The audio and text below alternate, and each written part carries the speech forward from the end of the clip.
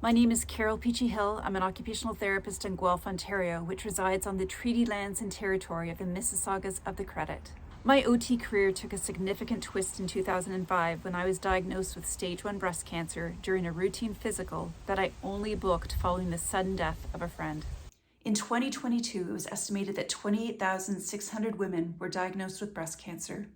17% of women diagnosed with breast cancer are under the age of 50. Breast cancer is the most commonly diagnosed cancer in women aged 20 to 49. When I was diagnosed, I was 37 years old and my daughters were 1 and 5 years old. After I was diagnosed, I nervously turned the pages of Dr. Susan Love's breast book, afraid of reading or knowing too much information. I felt somewhat alone because there were no other young women with breast cancer who had young children in my social network. All the resources shared with me were for older women. A report by the Canadian Breast Cancer Network in 2002 validated my feelings as it identified that young women overwhelmingly felt that the information provided to them did not address their issues. I've shared my cancer story over the last 18 years in my community, through social media, at church and women's retreats, and for the graduating class of occupational therapists at the University of Toronto. I wrote an article for the Ontario Society of Occupational Therapists about seeking hope in the midst of the darkness of the pandemic. It's called Finding Light. In this article, I shared my cancer story with the hope of encouraging others and to inspire resiliency. I'm an avid reader and super fan of CBS Survivor and Lord of the Rings. I'm continually inspired by stories of people who face adversity. One story that inspired me significantly was about the death of Kelly Preston on July 12, 2020. She died of breast cancer. Kelly was an actor, wife to John Travolta, and a mother. During the initial COVID-19 lockdowns, I rewatched all seasons of CBS Survivor with my daughters. This is how we stayed connected and experienced leisure. My youngest daughter challenged me to audition for this reality TV show since I have vicariously cheered on the contestants since it first aired in 2000. As I read about Kelly Preston's death, I felt an incredible desire to play the game of CBS Survivor in memory of those who've lost their lives to cancer. I took a risk and I submitted my first audition tape. I've auditioned 3 times since then. My doctors want me to play this game to show others that there's hope and life after cancer. Michelle Obama wrote the following in her book, Becoming. Writing is an incredibly useful tool as a means through which I'm able to move through my emotions, filtering them into useful form. Seeing everything on the page, I then refine, review, and rethink, finding my way towards something with real purpose. My writing process has become one of my life's most powerful tools. Writing and sharing my story gives me courage and an opportunity to reflect on my cancer journey. Many women find that writing helps them keep track of treatment and focus on their emotional journey. As an occupational therapist, I've been trained to use a narrative approach to assess the meaning of occupational engagement. A narrative approach allows OTs to enter the life story of their clients, and it elicits thoughts, feelings, and perceptions which can help others begin to understand. The breast cancer journey is a constant learning curve. To prepare for this webinar, I did a literature review of journal articles about occupational therapy and breast cancer in Canada. I also reviewed online resources for Canadians. As a 5 with a 6 swing on the Enneagram and an INTJ on the Myers-Briggs, my strengths include problem solving, troubleshooting, intuition, systematic thinking, and a passion for learning. I have to be honest, I'm humbled after this research process. The more I learn, the less I realize I know. As I searched online, I was amazed at the wealth of knowledge and resources that are out there. I want to say thank you to all the researchers and contributors to this information. I also realized that my story is just a drop in the ocean of our collective stories. It is my hope that through this webinar, I can give hope and encouragement to others with cancer. I acknowledge that every woman's breast cancer experience is unique. Only you can truly know what the best approach is. So remember that while everyone may offer valuable insight, it is important for you to synthesize the information you receive for your situation. Receiving a breast cancer diagnosis at any age is overwhelming, but hearing you have breast cancer as a young woman can be particularly shocking. I grew up in Toronto. Getting a cancer diagnosis felt like I was suddenly frozen on the subway platform with hundreds of people getting on and off the train. A breast cancer diagnosis can turn your world upside down and change your entire way of doing life. Overnight, I went from being an active mom and part-time OT to facing one of my worst fears, I took a leave of absence and handed over all my OT charts to my colleagues. When you're diagnosed with breast cancer, the immediate focus will be on your treatment. It is important, however, for you not to lose sight of how your diagnosis is affecting you emotionally. You will likely experience a range of emotions from confusion and disbelief to anxiety. You may feel fear of the disease, the treatment, losing your breast or hair, losing or leaving your loved ones. These are normal reactions, and though they may hurt and cause disruption in your life, they are normal. Many people take comfort in knowing that there are others with the same issues. I experienced incredible anxiety as I wrestled with the fear of not living to see my daughters grow up. Having a purpose in life helps a person organize their goals and daily decisions, frames identity and behavior, and provides a sense of meaning in life. I had a strong desire to do whatever it took to ensure a future with my daughters. I made quick decisions about my cancer treatment. After gathering enough information about my prognosis and treatment options, I signed my left breast away and I opted for the most aggressive chemotherapy. I repeated this process 2 years later when choosing a prophylactic mastectomy of my right breast and a full hysterectomy. At times, my husband felt blindsided by my rapid and ruthless decisions to remove all my female body parts. I felt like I was investing in my children's future. Cancer can disrupt daily occupational routines and life roles, such as activities of daily living, eating nutritious foods, working, exercising, sleeping, leisure activities, childcare, and social activities. Cancer disrupted how I took care of my kids, sleep, work, how I took care of my house, exercise, and my social and leisure activities. My immediate focus was on caring for my kids while I managed the side effects of my mastectomy and chemotherapy. People with cancer across all disease stages are at risk for existential distress and psychological pain that impacts one's sense of self, security, relationships, and hopes for life. Women with early stage breast cancer have poor existential well-being compared to healthy women in their general population. Cancer can disrupt everyday life, leading to chaos, uncertainty, and an interruption of meaning and identity. As I read this article, I had an aha moment because I experienced an existential crisis the moment I heard the word suspicious and cancer. I lay awake at night and thought about my mortality. I wrote letters for my 1- and 5-year-old daughters to open on their future birthdays and when they got married. I recorded myself reading Franklin books, playing the piano, and singing their favorite nighttime songs for them to listen to when I was in hospital. I'm not gonna lie, I'm a terrible singer, and my mother-in-law told me that my singing was actually making my daughters sad and tearful, the opposite effect to what I wanted. She encouraged me using tough love to focus on getting stronger, healing, recovering, and to put a trust in a future with my daughters. I'd like to be able to say that I was able to soldier on and remain positive as I battled breast cancer. But the truth is I often lacked strength or willpower to get to the Jurvenski Cancer Center for chemotherapy. My husband had to lead me and half carry me to the car for my 3rd round of chemotherapy. I had to lean on his strength to get me there. My husband reminds me of one of my favorite characters from Lord of the Rings, Samwise Gamgee. Sam was Frodo's steadfast companion who helped him and supported him through some of the most difficult parts of his journey and at times carried him when he was too weak to go on. Sam said, "I can't carry it for you, but I can carry you. There's some good in this world, Mr. Frodo, and it's worth fighting for." Like Sam, my husband supported and carried me when I was too weak to go on. Last August, I had the amazing opportunity to meet the actor who played Samwise Gamgee, Sean Astin, at the Toronto Fan Expo. Transitioning out of the active treatment phase is distressing for many women with early-stage breast cancer. Due to their roles as mothers, wives, and job holders, and the demands imposed by both their families and their careers, younger women are more likely to experience unhappiness and greater need for social support when diagnosed with breast cancer. 6 months after chemotherapy, I entered a dark space. I felt depressed. I felt less than who I used to be. My body image and my self-image were battered. Cancer can wreak havoc on one's self-image and self-esteem. Young women with breast cancer were also found to have more body image issues. Weeks after losing my hair, a stranger asked me if I was my daughter's grandmother. This comment sent me into a tailspin, and it felt like cancer had aged me in a matter of weeks. After chemotherapy, I took tamoxifen, which caused menopause-like symptoms. 10 to 50% of women under 40 experience chemotherapy-induced menopause. I was also being monitored every 6 months. This left me feeling on edge and uncertain. Would I be blindsided by cancer again? It also prevented me from dreaming big or making plans beyond 6 months.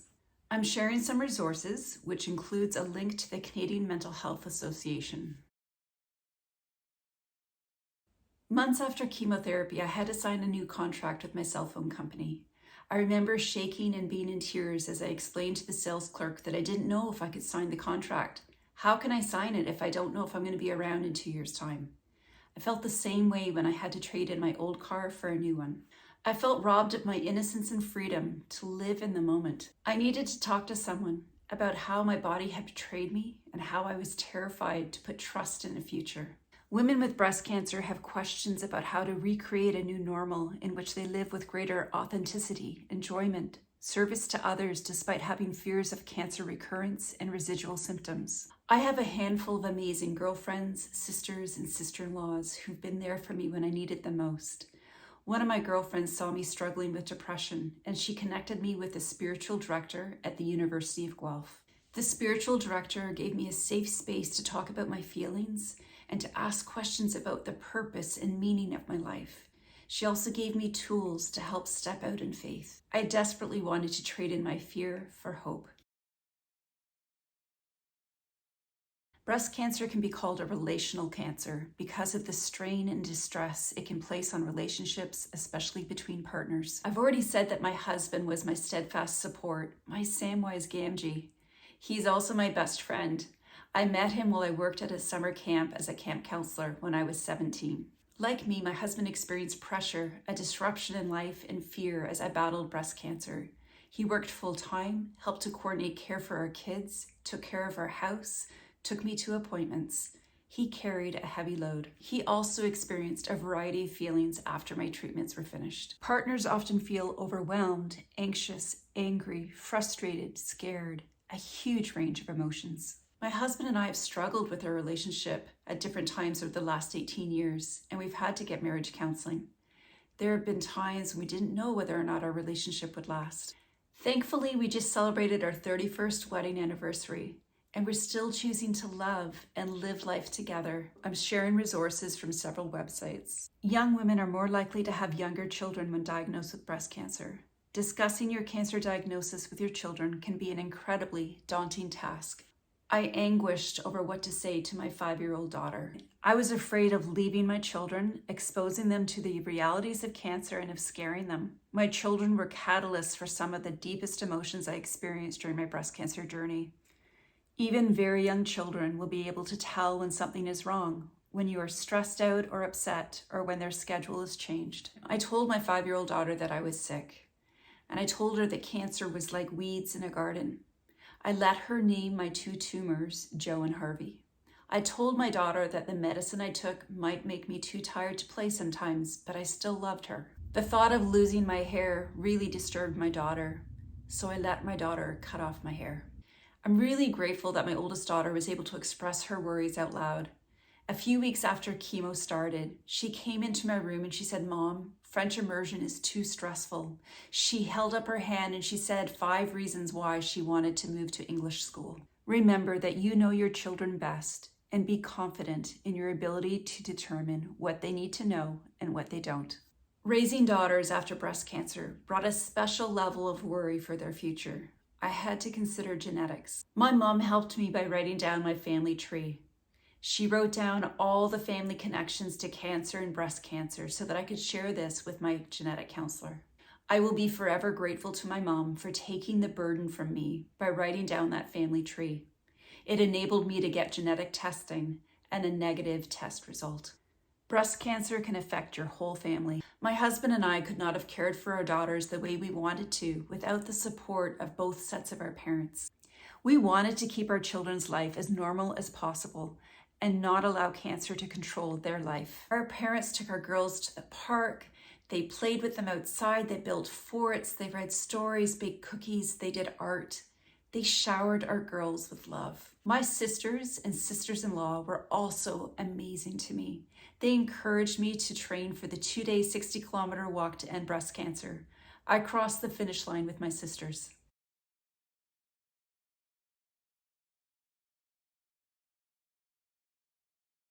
I also received incredible support from my community. One day I got a phone call from a group of mothers who had gathered at a local church to make me over 30 meals. Engagement in meaningful occupations can counterbalance some of the negative effects of cancer. It reinforces the notion that you are alive, that life goes on after a cancer diagnosis, and you are still capable. It provides a sense of fulfillment. It promotes self-esteem and self-confidence. It provides an opportunity to be challenged and to achieve a goal. It can result in empowerment and a sense of control. It can awaken new goals and dreams for the future. It is closely linked to a sense of pride, satisfaction, and accomplishment. It enables individuals to make a contribution to their families, friends, or community. It provides a sense of restoration. It brings a sense of happiness, relaxation, freedom, escape, peace, and even ecstasy. It is linked to being intensely in the moment. It provides structure to the day. It shapes personal and socio-cultural identity. It fosters intergenerational family and community connection. In periods of personal crisis, individuals may have to adapt their ways of doing and participating in occupation. OTs aim to maintain occupational routine by adapting occupations and considering the occupations that support coping and living meaningfully. Studies have shown that women with breast cancer adapt their occupations by prioritizing and modifying their activities, scheduling their daily occupational routine, and adapting their environment. When I was diagnosed with breast cancer, I had been working as an OT and with other OTs for over 9 years. I had been trained to use the person environment occupation model to help me identify personal preferences, environmental features, and activity characteristics when trying to find solutions for my clients. I also knew that energy conservation helps people find alternative ways of carrying out activities of daily living so they can focus attention and energy on things in life that are important to them. My husband and I knew that I needed to conserve my energy so that I could care for our kids and manage the side effects of surgery and chemotherapy. Taking a leave of absence from work felt like the right decision for me, and it was supported by my boss. She said that there would be a job for me to return to when I was ready. The most important occupations for me during my cancer treatment were taking care of my kids, attending all the appointments at the hospital, eating well, sleeping well, engaging with my family, exercising, and some form of leisure. My daughters motivated me to get up every morning. Their joy became my joy. Their momentum, curiosity, and energy fueled me. I adapted how I got my daughter out of her crib and carried her down the stairs. I made every bite count because I did not have an appetite. I asked my family doctor for medication to help me sleep. I modified a yoga routine that I could do in the hospital and then at home. To this day, I have not missed a day of yoga. Some women find that being physically active in sports and dance helps them to reconnect with their bodies. Yoga helps me to reconnect with my body, quiet the chatter of my mind, and to be present in the moment. I have also not missed an episode of CBS Survivor. It is the one consistent leisure activity that I've done over the last 23 years. Leisure occupations may have an extremely valuable role as coping strategies that promote health and well-being in daily life. Watching CBS Survivor every week motivated me to get out of bed and onto the sofa, even when I was fatigued after surgery or chemotherapy. By adapting and modifying how I did these occupations, I was able to continue to do the occupations that were meaningful to me. Doing these occupations were my coping strategies that helped reduce my stress, shift the meaning of stressful experiences, and rebuild my spirit. Choosing to get a dog after cancer treatment also helped me to step out in faith without knowing what the future held. Initially, when my daughters asked for a dog after chemotherapy, my heart froze. How could I risk loving and worrying about a dog when I was unsure about my future? My carefree and spontaneous spirit felt hidden. I said no over and over again until I heard an inspiring message at a funeral. It was about the importance of seizing every moment in life. In that defining moment, my guarded heart melted. On the drive home from the funeral, my husband and I said yes to getting a puppy, making our daughters feel like princesses because we granted their biggest wish. A month ago, we had to put down our 14-year-old dog. He was dying of cancer. At the time of his death, I wrote on Facebook that in many ways, my dog was like my therapy dog. He helped me transition from a frightened cancer patient into a cancer survivor. His vitality helped me to prioritize going for long walks in the woods, often pausing to smell or explore something. He helped me to be present in the moment, often casting my eyes up to the trees, sky, and to nature. As I walked, I regained strength. He helped me to embrace my survivorship and my daily prayer to make every moment count.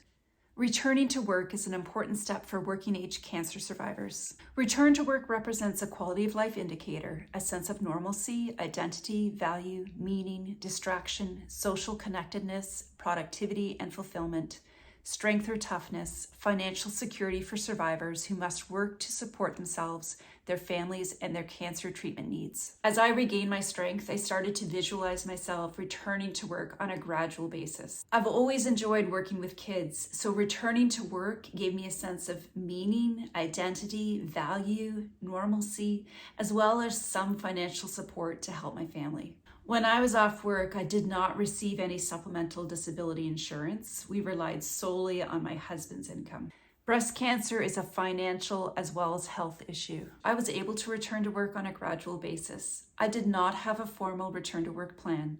My boss had just said, "Come back to work when you're ready." I acknowledge that this is not the case for many survivors. Many cancer survivors experience fears related to disclosing their cancer diagnosis in the workplace, altered appearance, work performance, possible job loss, and requesting and negotiating workplace accommodations, lack of communication or information about the return to work process, mixed recommendations about the best time to return to work, and lack of awareness about how to request reasonable accommodations from employers. Some find returning to work as demoralizing as the disease.